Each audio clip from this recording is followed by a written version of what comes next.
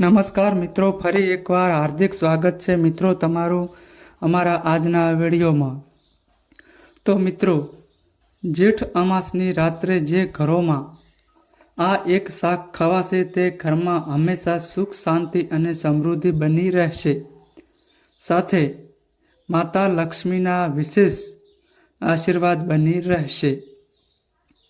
તો મિત્રો, એવું માનવામાં આવે છે કે અમાસના દિવસે વ્રત કરવાથી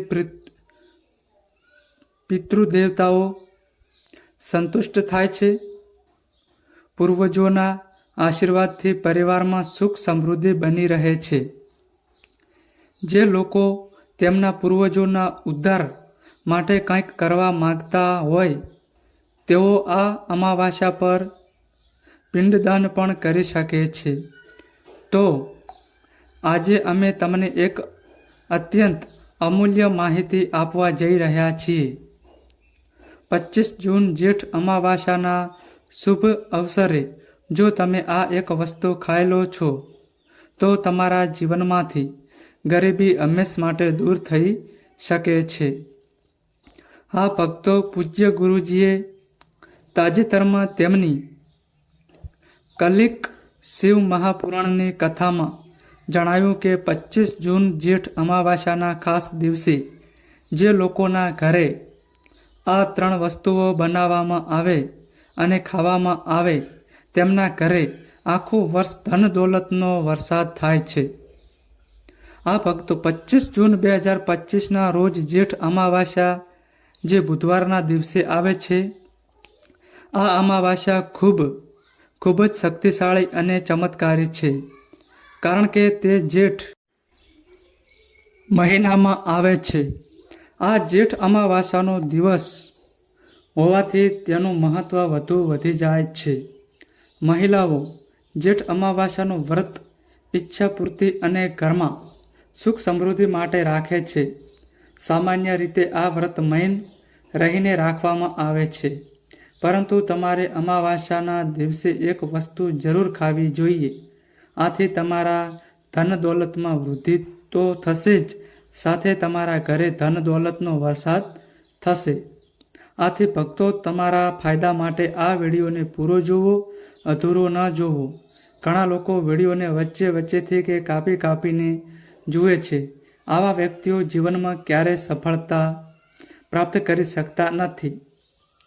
તેથી વિડીયોને અધૂરો છોડીને ન જાઓ, વિડીયો પૂરો જુઓ, કારણ કે ભક્તો, આ જેઠ મહિનાની પ્રથમ અમાવાસ્યા 144 વર્ષ પછી દુર્લભ સંયોગમાં આવી રહી છે। પૂજ્ય ગુરુજીએ કહ્યું છે કે 25 મે અમાવાસ્યાના દિવસે ભલે કંઈ ન ખાઓ, પરંતુ આ એક વસ્તુ જરૂર ખાઈ લેવી। ભગવાન ભોલેનાથ અને માતા લક્ષ્મીના આશીર્વાદથી તમારા ઘરે એટલું ધન આવશે કે તમે સંભાળી નહીં શકો। સાથે મિત્રો, અમે તમને એ પણ જણાવીશું કે ભૂલથી પણ 25 જૂન અમાવાસ્યાના દિવસે આવું ભોજન ઘરે ન બનાવવું અને ન ખાવું, નહીં તો આખું ઘર પરિવાર બરબાદ થઈ જશે। સાથે ભક્તો, આ વિડીયોમાં જાણો કે 25 જૂન અમાવાસ્યાના દિવસે શું ખાવું જોઈએ, જેથી તમારા જીવનમાં ભગવાન ભોલેનાથની કૃપા પ્રાપ્ત થાય। સાથે મિત્રો, આ વિડીયોમાં અમે તમને એ પણ જણાવીશું કે 25 જૂન અમાવાસ્યાના દિવસે ભૂલથી પણ આ 4 કામ ના કરવા, નહીં તો બરબાદ થવામાં વાર નહીં લાગે। સાથે ભક્તો, અમાવાસ્યાના દિવસે તમારે આ 7 કામ ક્યારે ના કરવા। જે માતા બહેનો આ દિવસે આ 7 કામ કરે છે તેમનું જીવન બરબાદ થઈ જાય છે, તેમના ઘરે કંગાળપણું છવાઈ જાય છે, અને જે ઘરમાં આ 7 કામ થાય છે ત્યાંથી માતા લક્ષ્મી હંમેશા માટે ચાલી જાય છે। ભક્તો, સાથે અમે તમને એ પણ જણાવીશું કે 25 જૂન અમાવાસ્યાના દિવસે જો તમે આ વસ્તુઓનું દાન કરી દો તો તમારા ઘરે ક્યારેય ધનની કમી નહીં રહે, હંમેશા રૂપિયા પૈસા તમારા ઘરે આવશે। તો મિત્રો, અમે તમને આવી જ્ઞાનવર્ધક માહિતી આપવા માટે કોઈ પૈસા લેતા નથી, બિલકુલ મફતમાં માહિતી પૂરી પાડીએ છીએ। તેથી તમે વિડીયો પૂરો જુઓ, અધૂરો ના જુઓ. ઘણા લોકો વિડીયોને કાપીને કે વચ્ચેથી જુએ છે અને આવા વ્યક્તિઓ જીવનમાં ક્યારેય સફળતા પ્રાપ્ત કરી શકતા નથી. તેથી વિડીયોને અધૂરો છોડીને ન જાઓ, વિડીયો પૂરો જુઓ. ચાલો ભક્તો હવે જાણીએ કે 25 જૂન અમાવાસ્યા દિવસે કઈ વસ્તુ જરૂર ખાવી જોઈએ. પછી તમને કરોડપતિ બનતા કોઈ રોકી નહીં શકે. ભક્તો, કારણ કે 144 વર્ષ પછી જેઠ અમાવાસ્યા આવા શુભ સમયે આવી રહી છે. હિન્દુ ધર્મના લોકો માટે આ અમાવાસ્યા સૌથી શ્રેષ્ઠ માનવામાં આવે છે. ભક્તો, આ દિવસે કરેલું કોઈ પણ ઉપાય ક્યારેય નિષ્ફળ કે નકામું જતું નથી, હંમેશા લાભ જ લાભ આપે છે. ચાલો ભક્તો, સૌથી પહેલાં અમે તમને અમાવાસ્યા વિશે થોડી માહિતી આપી દઈએ. 25 જૂનના રોજ વ્રત કેવી રીતે કરવું, શુભ મુહૂર્ત શું રહેશે, આ દિવસે શું ખાવું અને શું ના ખાવું, આ વિડીયોમાં અમે તમારી બધી મૂંઝવણ દૂર કરીશું. બસ તમારે સંપૂર્ણ માહિતી માટે આ વિડીયો પૂરો જોવો પડશે. ઘણા લોકોના પ્રશ્નો આવે છે કે અમાવાસ્યાના દિવસે અમે પવિત્ર નદીઓમાં સ્નાન કરીએ છીએ તો શું કરવું? આ બધા પ્રશ્નોના જવાબ આજે અમે આ વિડીયોમાં આપીશું અને એ પણ જાણીશું કે 25 જૂન જેઠ અમાવાસ્યાના દિવસે કઈ વસ્તુ જરૂર ખાવી જોઈએ. જો મિત્રો તમે આ વસ્તુ ખાઈ લો તો ધનવાન બનવાથી તમને કોઈ રોકી નહીં શકે. સાથે ભક્તો, અમાવાસ્યાની રાત્રે તુલસીમાં એક વસ્તુ જરૂર બાંધવી જોઈએ. જો તમે જેઠ અમાવાસ્યાના દિવસે તુલસીમાં આ ખાસ વસ્તુ બાંધી દો તો માતા લક્ષ્મીની કૃપાથી તમારા જીવનની ગરીબી દૂર થઈ જશે. ભક્તો, તેથી વિડીયો પૂરો જુઓ, અધૂરો ના જુઓ. ચાલો જાણીએ ભક્તો, દર વર્ષ જેઠ માસના કૃષ્ણ પક્ષની અમાવાસ્યા તિથિએ અમાવાસ્યાનો પવિત્ર પર્વ ઉજવવામાં આવે છે. વર્ષ 2025માં આ પર્વ 25 જેઠ બુધવારે ઉજવાશે. આ દિવસે શ્રદ્ધાળુઓ પવિત્ર નદીઓમાં સ્નાન કરશે અને દાન પુણ્ય વગેરે કરશે. આ અવસરે પિતૃઓના તર્પણ પીડાદાન અને શ્રદ્ધા જેવા કર્મ પણ કરવામાં આવે છે. અમાવાસ્યાના દિવસે સંગમમાં સ્નાન અને દાનનું વિશેષ મહત્વ છે, જેથી ભગવાન વિષ્ણુની કૃપા પ્રાપ્ત થાય છે. આ વર્ષ અમાવાસ્યા દરમિયાન આ દિવસનું મહત્વ વધી ગયું છે, કારણ કે આવો શુભ દિવસ ઘણા વર્ષો પછી આવ્યો છે. ધાર્મિક પરંપરા અનુસાર આ દિવસે પિતૃઓ માટે દીપક પ્રગટાવવાનું વિધાન છે. પિતૃઓ માટે દીપક પ્રગટાવવો ધાર્મિક રીતે અત્યંત શુભ માનવામાં આવે છે. આ કર્મ તેમની આત્માની શાંતિ માટે જરૂરી છે અને વંશજોને તેમના આશીર્વાદ પ્રાપ્ત થાય છે. ભક્તો, ચાલો સૌથી પહેલાં અમે તમને જણાવીએ કે અમાવાસ્યાની સાચી તારીખ અને સમય શું છે. પછી અમે તમને બધી માહિતી એક કરીને જણાવીશું અને એ પણ જણાવીશું કે અમાવાસ્યાના દિવસે કઈ વસ્તુ જરૂર ખાવી જોઈએ.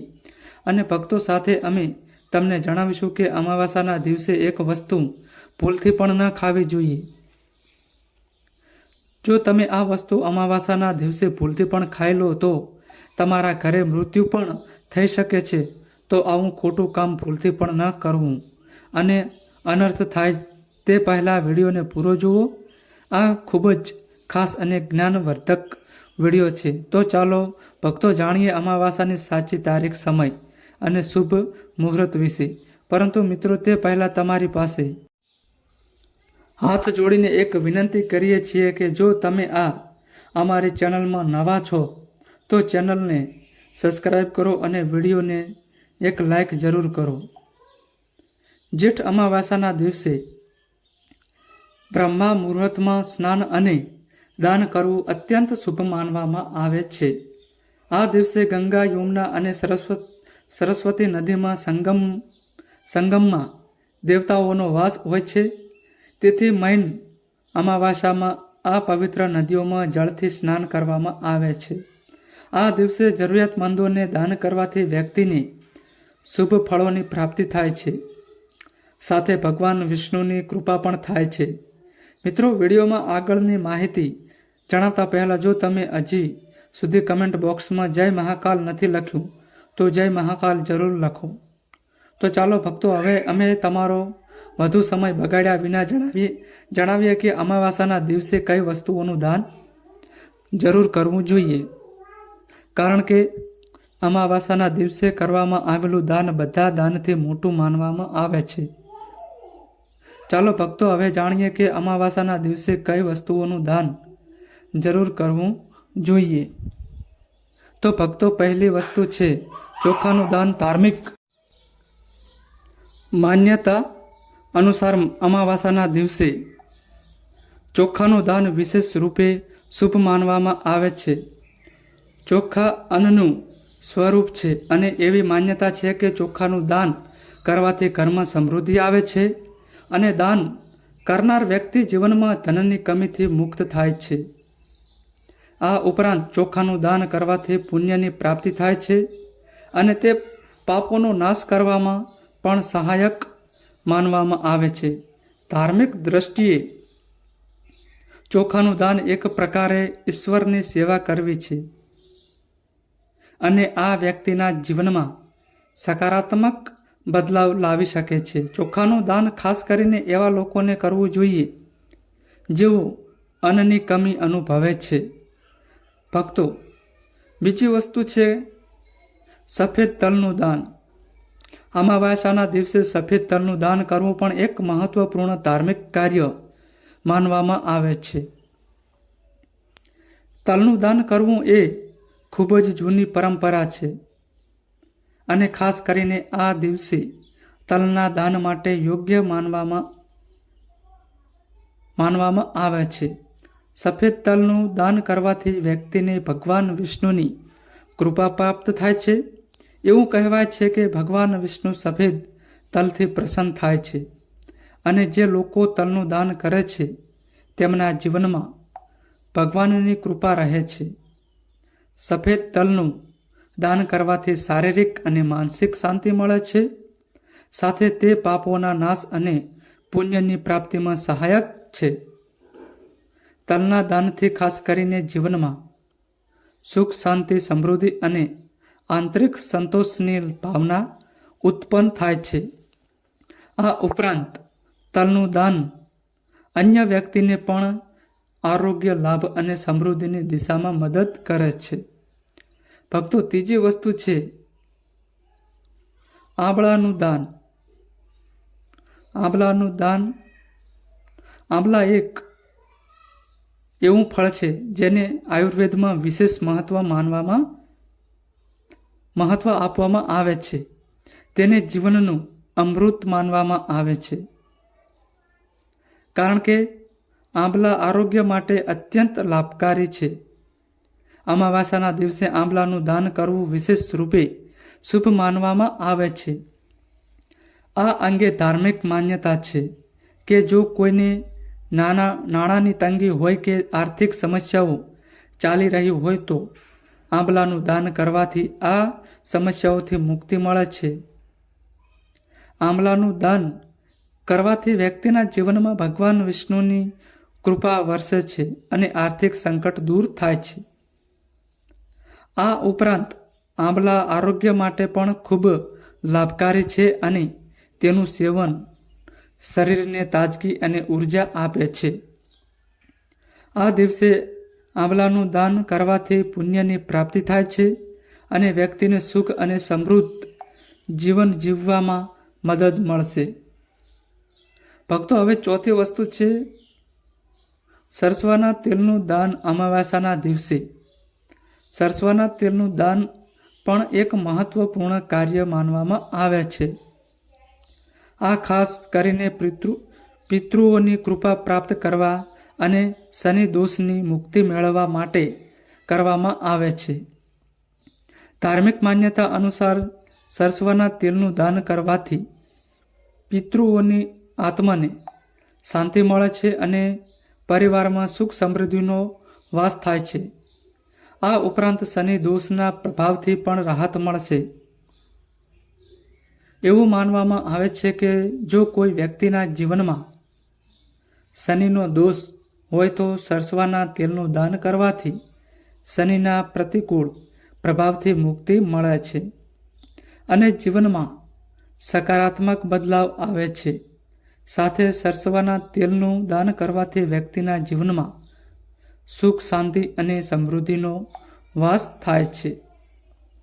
સરસવાના તેલનું દાન ખાસ કરીને એવા લોકો માટે લાભકારી છે જેમની કુંડળીમાં શનિ ગ્રહનો પ્રકોપ હોય. આ દાનથી શનિના પ્રભાવને શાંતિ મળે છે અને જીવનમાં આવતી અડચણોનો નાશ થાય છે. તો મિત્રો, હવે જાણીએ કે 25 જૂન જેઠ અમાવાસાના દિવસે એવી કઈ વસ્તુ છે જે તમારે જરૂર ખાઈ લેવી જોઈએ, જેથી તમારા જીવનમાં બધું તમારી ઈચ્છા મુજબ થાય, તમારા અનુકૂળ થાય.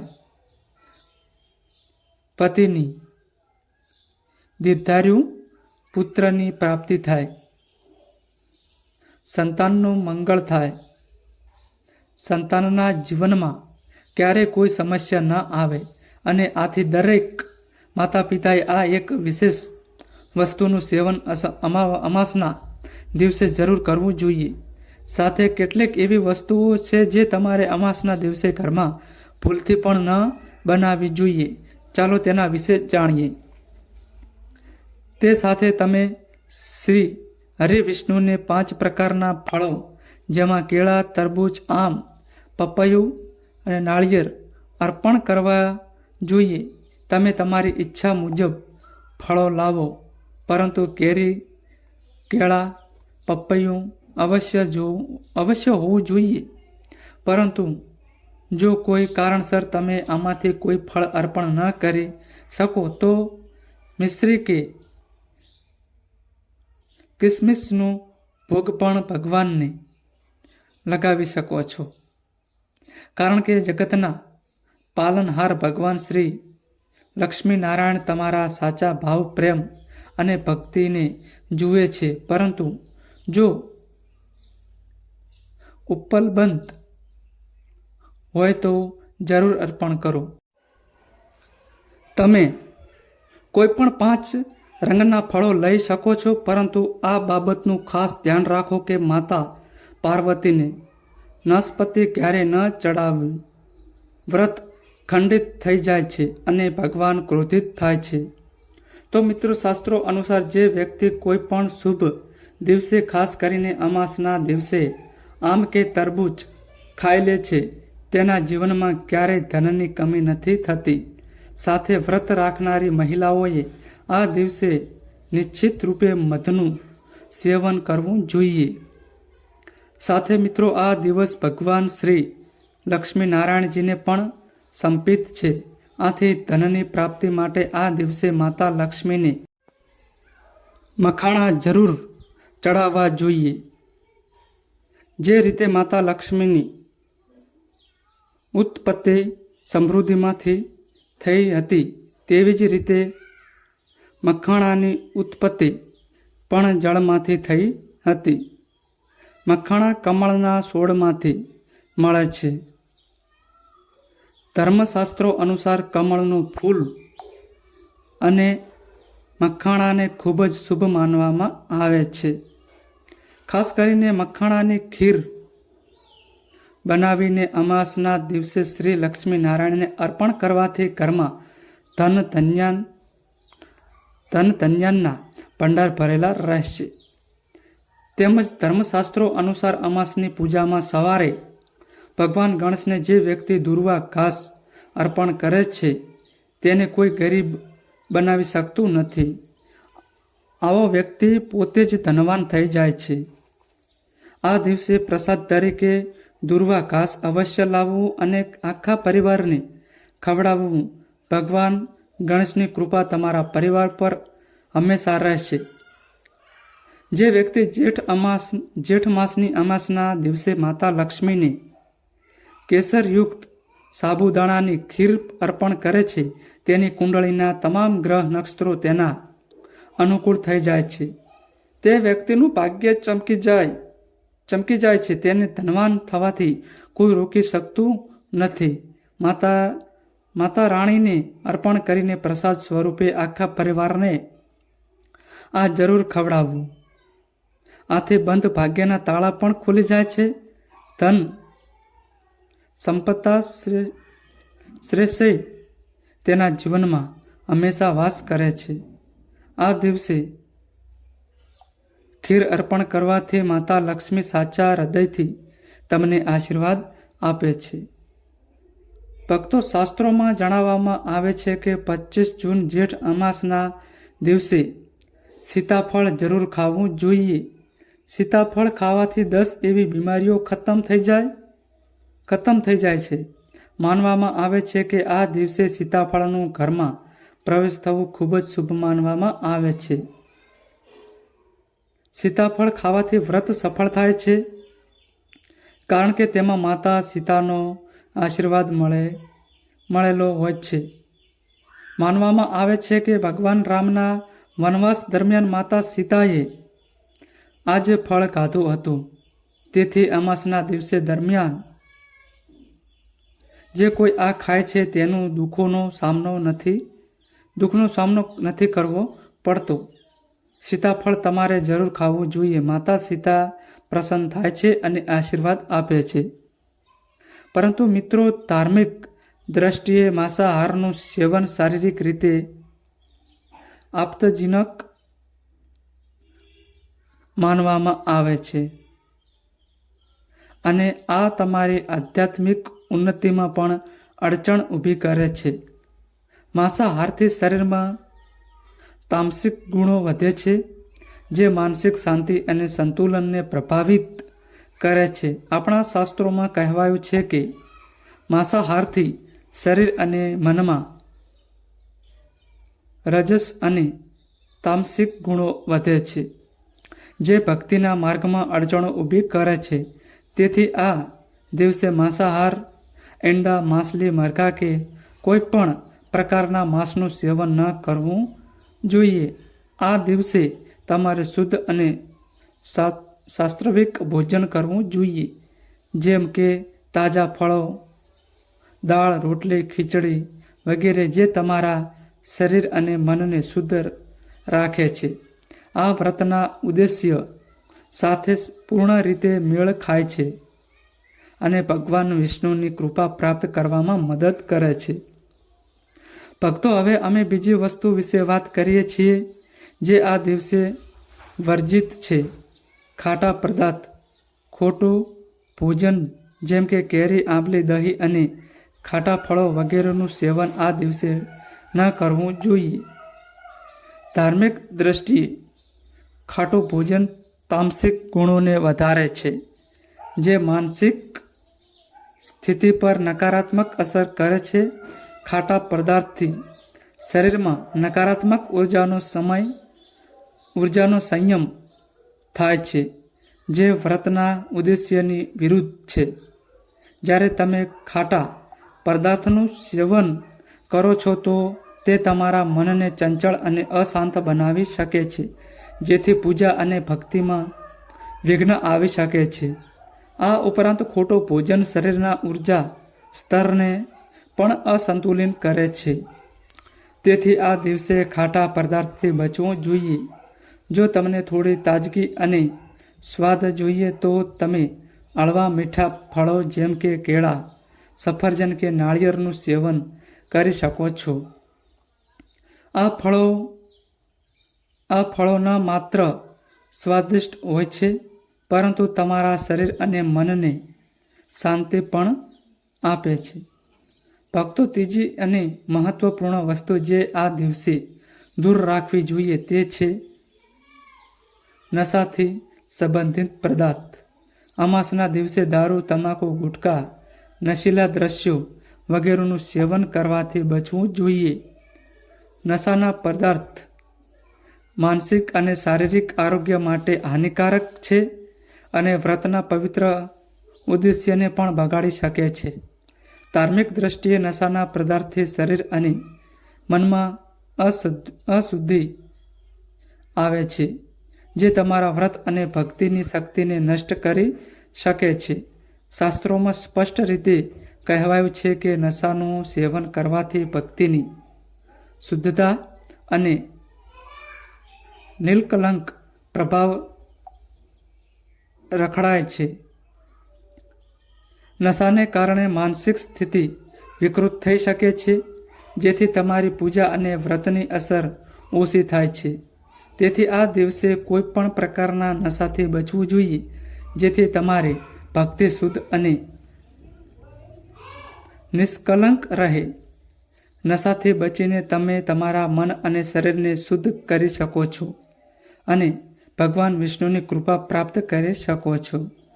હવે અમે ચોથી વસ્તુ વિશે વાત કરીએ છીએ, જે છે ખાંડ અને મીઠાઈના સેવનની. આ દિવસે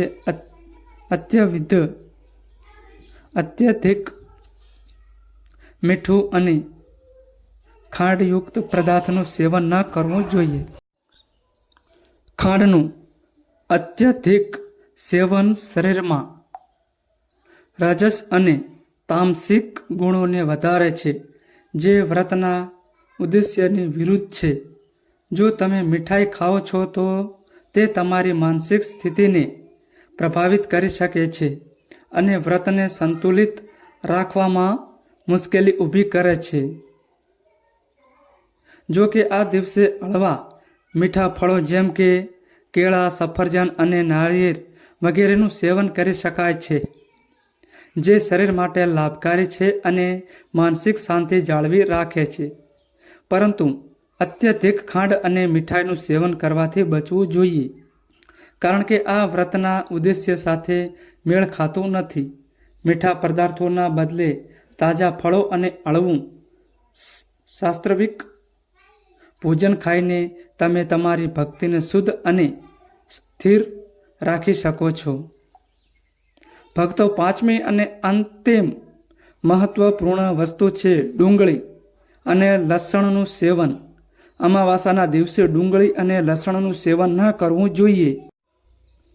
શાસ્ત્રોમાં આને તામસિક ગુણોથી ભરપૂર માનવામાં આવે છે, જે તમારા માનસિક સંતુલનને પ્રભાવિત કરી શકે છે. ડુંગળી અને લસણનું સેવન કરવાથી વ્યક્તિના આહારમાં અસંતુલન આવે છે અને ભક્તિમાં વિઘ્ન ઊભું થઈ શકે છે. ડુંગળી અને લસણના સેવનથી મન અશાંત થઈ શકે છે અને વ્યક્તિની માનસિક સ્થિતિ વિકૃત થઈ શકે છે.